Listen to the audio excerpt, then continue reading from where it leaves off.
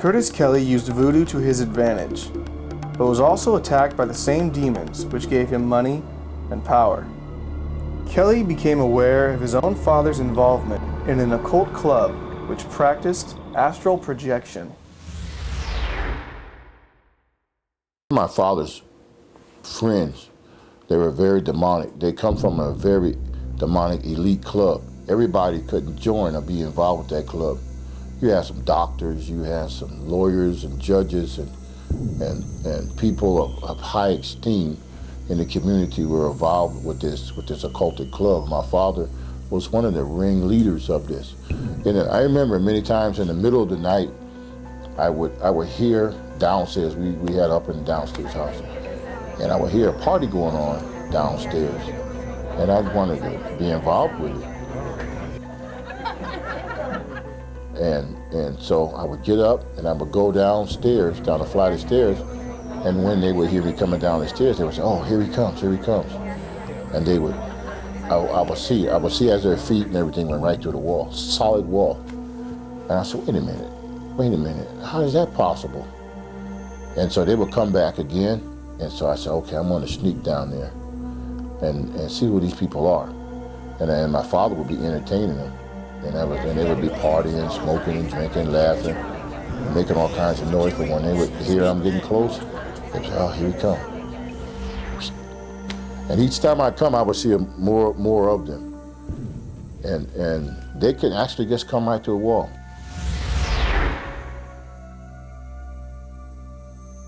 They could astral project, come right to the wall. It was no problem to them. Now, be it in their physical body or spiritual form, I'm not quite sure, but I know they can do it. And there's many people out there that can still do that to the demonic realm. That's what those people were. They have sold themselves out 100% to where they can astral project and they can go from one place to another. That's why when you want to go overseas, make sure you know the principalities, powers, and everything in those regions before you go there, because in some parts of the world, there's those priests, and those shamans, and those voodoo priests, and the witches, and Santeria, and all the people that practice Obeya and all that stuff. Those people are the higher level of witchcraft. They literally can get on their cedar broom and fly or levitate. They can do all of those things without an airplane, without a helicopter or anything. They just when they want to go somewhere, they just go.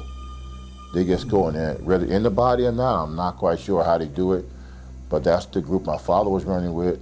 I never actually seen my father do it, but I know when he was there, he disappeared too. One day, Kelley became aware of how powerful and deadly evil curses can be. My grandmother, I love my grandmother, and one particular day I was walking through the projects and I heard an argument going on. I said, "Oh, who's this arguing?" You know me, I was always in for a good fight. I said, "Who's fighting?" You know, not too much to see girls or ladies fight, you know, but they did fight in our neighborhood too. And I recognized his voice from a distance, from a half a block away. I said, "That's not like my grandmother." And she was giving somebody what for too. She was giving it to him, oh boy. And so I got in closer to see what was going on, because it was always taught to stay out of grown people's business. You know, don't get into the business of adults, so we were taught that. So they said, if you see adults arguing, you stand back and you don't say anything. You know, so I did. I just stood back in the back a little bit as they were going forth. And there was a man there.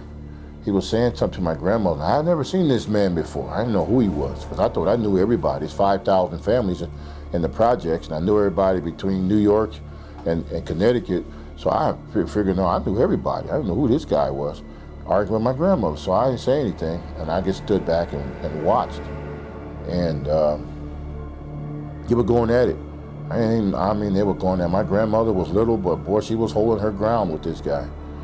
And then she said something. She did her fingers a certain way, and she said, "I'm gonna curse you." And she did one of these numbers, and she threw her hand, and she said some words that I'm never gonna say those words, but she said those words, and that man fell over backwards. Bang, he fell over, hit the concrete real hard. And I looked at that, wow. I called her Mama. I said, "Mama, I didn't know you had that kind of power. I want that too." You know? And so I said those words, that she said. I stood there in the background, way over there, about 10, 15, 20 feet away. She didn't know I was there. And I said those same words she said, and I saw something start spinning, like a tornado started spinning, just like this. And it started spinning faster and faster, and I looked there, and it came like this, and right inside of me.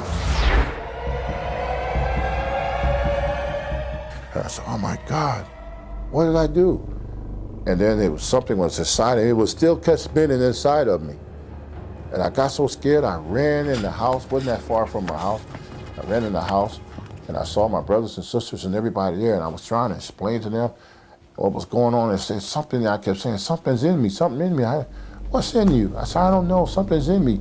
Get it out, get it out. Something's in me, get it out. I said, oh, you crazy, ain't nothing in you. What's in you? I said, it's inside, something's inside me. I said, all right, nothing inside of you.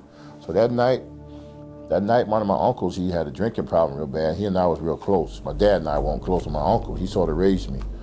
But everything my dad was showing me bad, he tried to show me good stuff.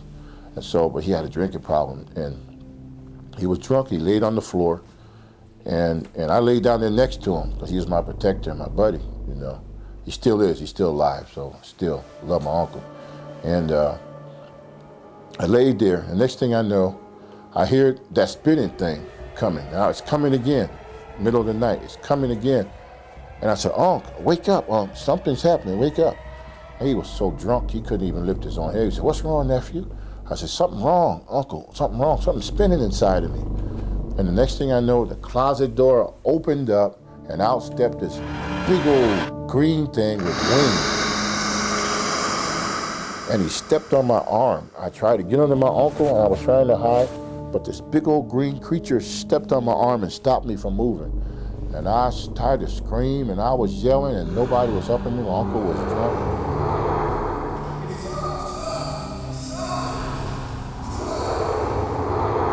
That started a whole new thing from those words my grandmother was doing, putting the curse. When the Bible says, bless and curse not, because when you curse, you be cursed at the same time. A lot of people don't know that. It's better not to curse and forgive than to try to repay cursing for cursing, because when you curse, it comes right back on you automatically, because what you've done, you open the door.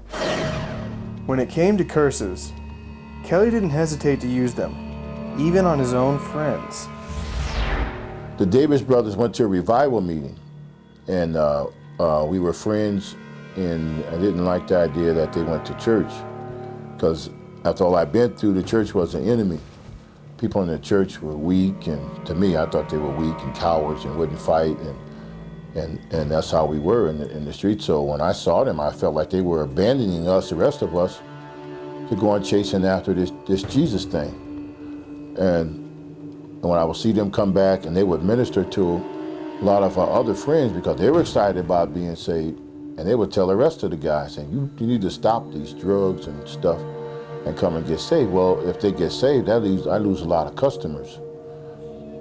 I said, I'm gonna send some curses after them, some spirits to curse them, to stop them, slow them down. And so these little spirits, I called them up. They came up out of the ground, and I told them, I said, I'm sending you over here, and I want you to go over there and stop these guys. A warning, I'm giving them a warning. I want you to terrorize them, torment them, night and day, 24 hours a day, till they come back out here in the streets with us. So I sent this little one about so big. He went over there, and he came back, and he says, I can't do nothing to them, they're protected. And I told that spirit, I said, what did I tell you to do? I told you to go destroy them. He went out again. And it came back and said, I told you, I can't touch them, they're protected.